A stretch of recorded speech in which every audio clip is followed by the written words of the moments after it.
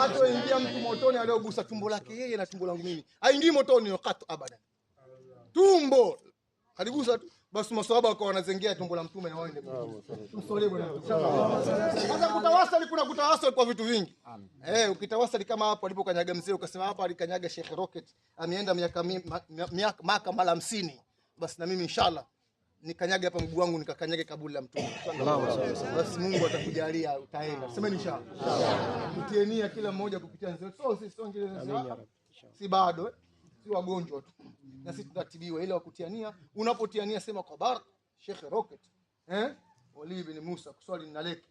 Basi mimi nataka mambo yangu nifunguliwe. Kwa baraka za Sheikh Salim Mtinkavu, sasa nataka mambo yangu mimi nifunguliwe. Kwa baraka Sheikh Ramia, nataka mambo yangu mimi nifunguliwe. Kwa baraka Al-Habib Saleh Jamalullahi Sadafi, nataka mambo yangu mimi nifunguliwe. Kwa baraka za Sharif Umar Kulateni, nataka tiania.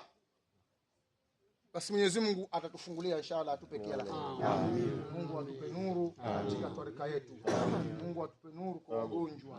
Mungu atujalie atupe kila la kheri. Mungu atuepushe na kila hali. Mungu atupe nuru katika mazingira yetu. Na mwisho, hili ndio ambalo nitaka niseme hapa. Kusema tena. Islam baada ya kufa mzee wetu, kwetu kuna mitihani mingi imeanza kuja. Mzee wetu sisi Mungu ampe kila la kheri. Ni mtu wa kila twarika yoyote, yeye twarika yake.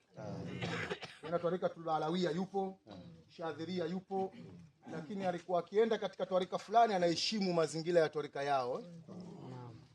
Sio wana vizuri. Baada ya kufa mzee hapo, kuna watu wamekuja watu kavunje ukuta msikiti wa kina mama unaosali na mama haufai. Allah. Sio wana vizuri. Wengine wanakuja wanasema hapo bwana pafai tutengeneze hivi. Ngali mwenyewe yuko hai, mambo yale kwa kuna Sasa kwa tahadhari, kija hapa fuata tunachokifanya sisi. Kama uwezi usije. Allahumma salli salima alayhi. Ni kama uwezi usifanye nini? Usije. Kwa sababu mtu wa msikiti unaosali na wanawake wote madhalimu haifai. Tu, maneno mengi. Nikamwambia kama mzee wetu ndo amejenga misikiti mingi, ukisema dhalimu basi unaanza kumtukana Sheikh Rocket yule. Sasa wewe unampendaje mtu dhalimu? Wewe unampendaje mtu dhalimu? Idha kunta fi shay'in takun fihi.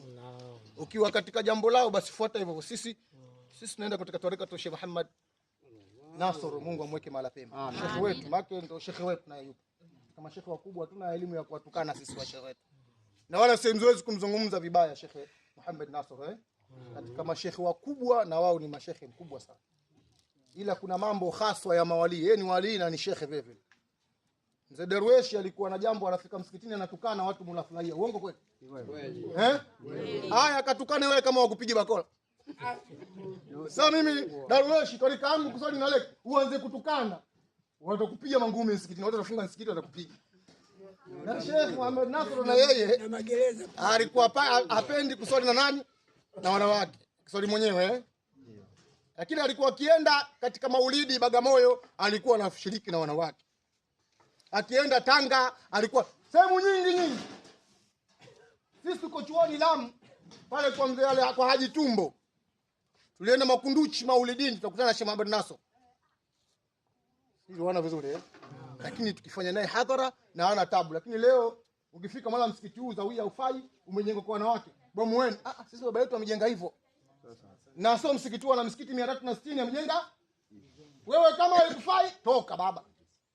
Au wewe mama, wewe unasikia vizuri hiyo ndio kaida yetu. Tutabakia ambao tuko sahihi tunaotaka. Msije